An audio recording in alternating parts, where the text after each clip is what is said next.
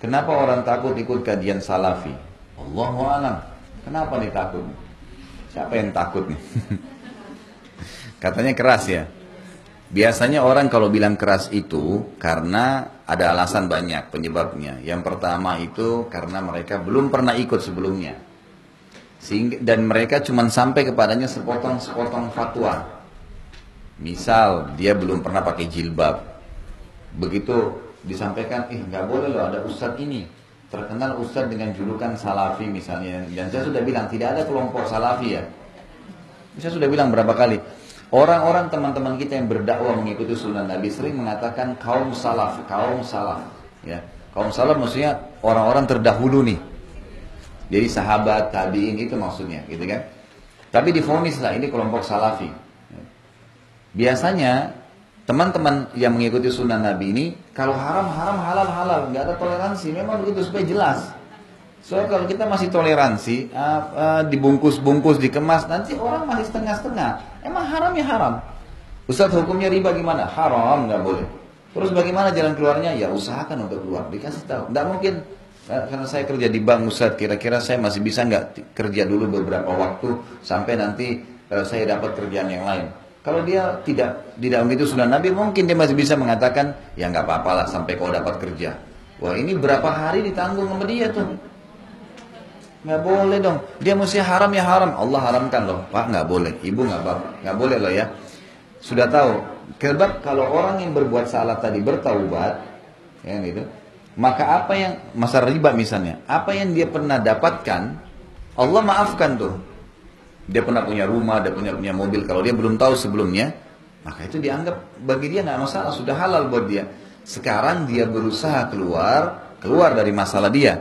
Tapi seorang mufti, seorang alim tidak boleh mengatakan, oh boleh nggak apa-apa. Nah ini boleh nggak apa-apa nih, jadi masalah. Nah ini poin pertama, penyebab pertama. Biasanya karena mereka belum menjalankan perintah agama, kemudian sampai kepada mereka fatwa, sesuatu yang sepotong saja berhubungan dengan pelanggaran yang dia lakukan. Masalah tidak pakai jilbab, oh itu berarti berdosa, nanti begini. Dia cuma tangkap itu saja, dia tidak lihat globalnya, gitu kan.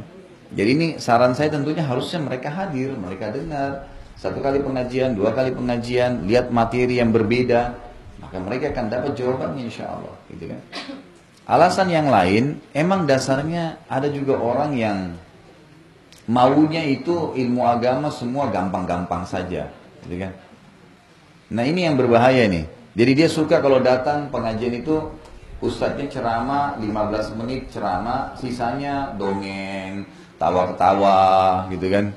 Ya ini ustaznya lucu nih, hadir. Biar 2 jam tapi 1 jam setengahnya lucu-lucuan, setengah jam yang ceramah gitu.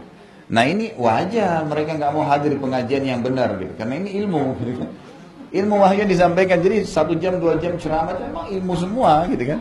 Dia pulang membawa ilmu wahyu itu. Nah beda sekali perubahannya ya. Orang yang hadir di pengajian yang memang disampaikan ilmu yang benar, itu beda perubahannya, drastis tuh terjadi. Pasti, oh iya ya ini nggak boleh ya, oh ini boleh ya, jelas bagi dia. Ini seperti hitam dan putih nih. Yang mana nih, hitam salah, ini gelap, ini putih, jelas. Jadi dia berubah. Jangan heran orang hidup pengajian sunnah itu tiba-tiba berubah drastis bawaannya, cara bicaranya, tiba-tiba dia tinggalkan semua yang salah. Karena jelas bagi dia ini nggak boleh. Tapi kalau yang seremoni seperti tadi gitu kan, maka jangan heran di 10 tahun pun pengajian tidak ada perubahan tuh wajar. Biasa saja. Karena ditoleransi, nggak apa-apa. Nggak apa-apa ini berarti ditanggung oleh yang bilang nggak apa-apa ya. Jadi mungkin seperti itulah yang saya tangkap, Allahu a'lam. Dan saya berharap Bapak Ibu sekalian jangan pernah ada orang-orang yang sering mengkotak-kotakkan Islam ini dengan cara, oh ini kamu organisasi ini, oh kamu organisasi ini, oh kamu kelompok ini. Itu jangan divonis begitu. Saya sarankan begitu ya.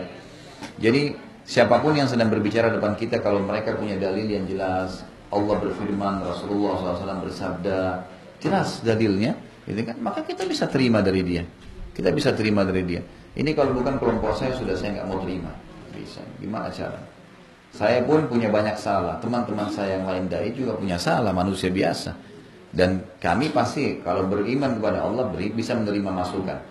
Saya terbuka sekali, saya sampai sampaikan di YouTube kalau saya pernah menyebutkan sesuatu yang salah, tolong disampaikan. Umar bin Khattab berkata, saya akan terus berterima kasih pada seseorang yang mengingatkan satu kesalahan saya. Ali bin Abi Thalib mengatakan, saya akan terus berkhidmah, membantu seseorang ya yang mengingatkan saya satu kesalahan saya. Kita wajar salah, jadi jangan sampai juga Bapak Ibu memvonis misalnya kalau Ustadz itu tidak mungkin salah. Bisa salah, bisa salah, bisa dari riwayat yang salah disampaikan gitu kan. Itu bisa terjadi. Kenapa sekarang Syekh Albani rahimahullah datang membuat buku silsilah hadis sahih, silsilah hadis lemah.